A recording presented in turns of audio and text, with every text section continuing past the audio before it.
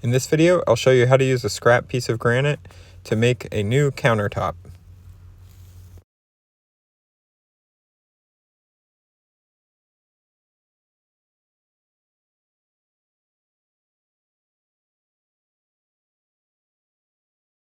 I got this piece of granite for free. I'm going to go ahead and get it laid out for the new sink.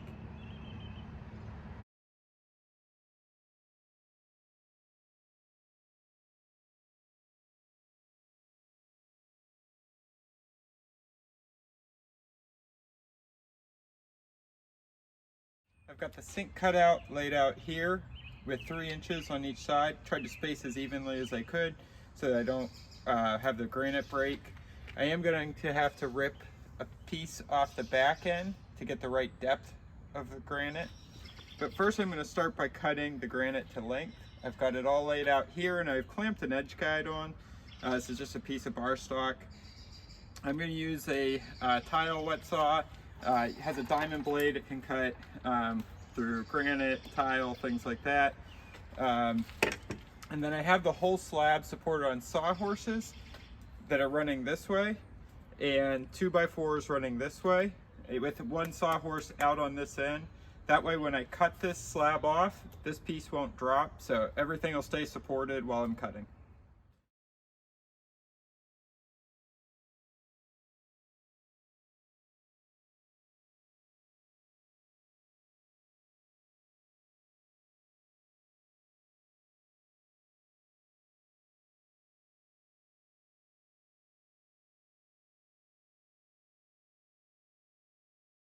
Next I need to make the sink cutout. I have the square marked off here.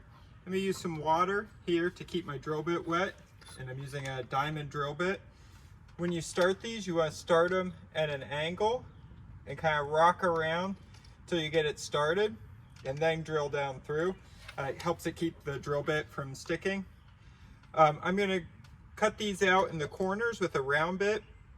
That way, because my saw blade just barely goes through the slab, I'll have material left if I just cut through with the saw in the straight line, and also have material left in the corners. So this is going to help me get that material out of the corners.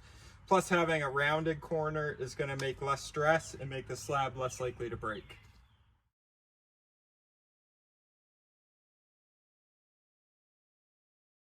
I've got the 4 holes drilled out for the corners. I've set up my edge guide for this edge here to help me cut a straight line. I'm going to go ahead and cut this line, this line, this line, and this line. I've got both the inside slab and the countertop supported by the 2x4 so nothing falls when I finish cutting.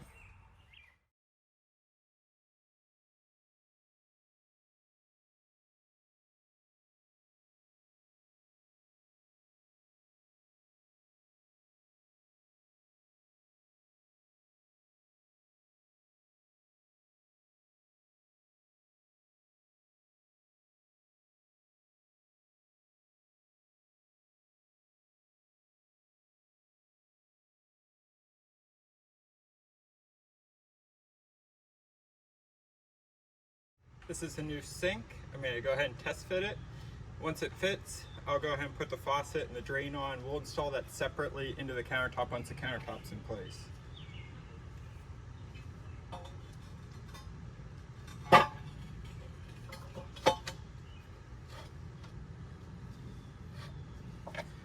Everything fits like it should.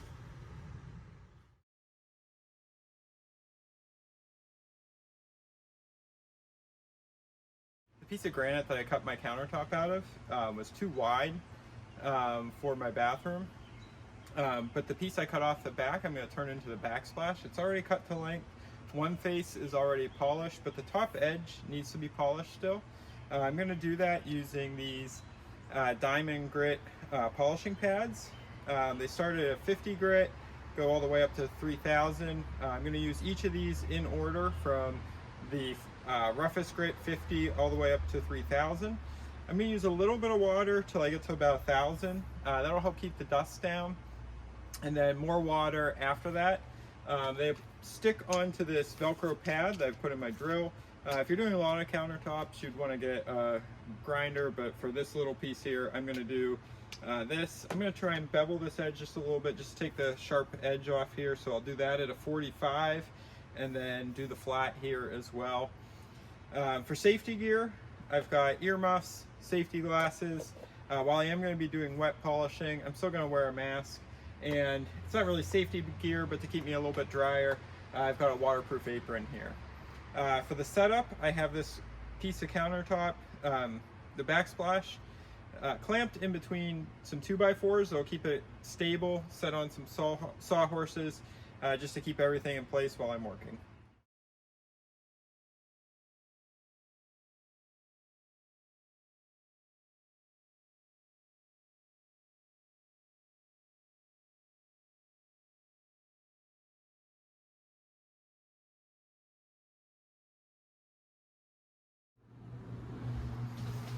Before installing and caulking the backsplash in place, I'm going to go ahead and clean the countertop just with some cleaning spray and then seal it with a granite sealer. I'm going to do the same thing to the backsplash so they're sealed.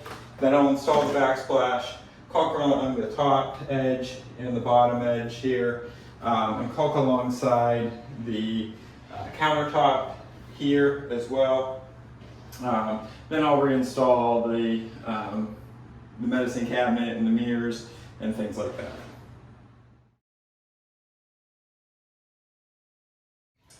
I'm going to install the backsplash. I've got clear silicone caulk that I can put in along here. I'm going to put a bead down here where the backsplash rests, and then once I have it in place, I'm going to seal along the front edge and the top edge.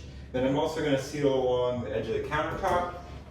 I'm going to use some backer rod, as I have maybe a 1/4 to 1/8 inch gap along the sides. I'll put backer rod in, this foam here. It's going to prevent cracking of the silicone.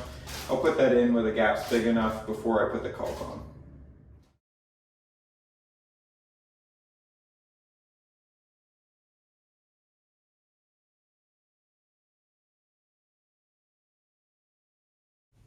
Silicone caulk like this can be kind of tacky and messy to work with, especially when you're smoothing the lines. The best trick I've found is to use glass cleaner and a caulking tool.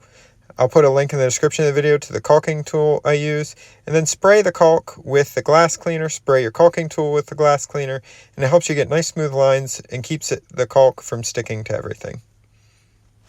I'm going to install this Moen Banbury faucet into the sink. It's going to be easier to install it into the sink before installing the sink, so that's the order I'm going to do it in.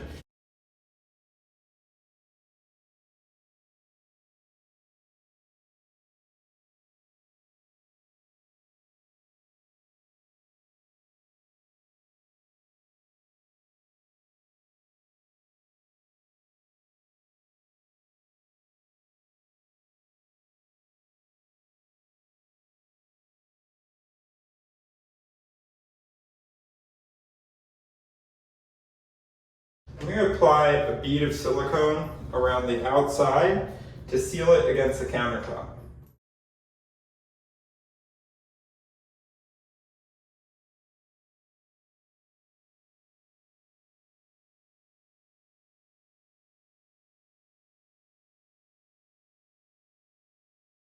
Next, I'm going to apply a bead of silicone right around the edge of my sink cutout.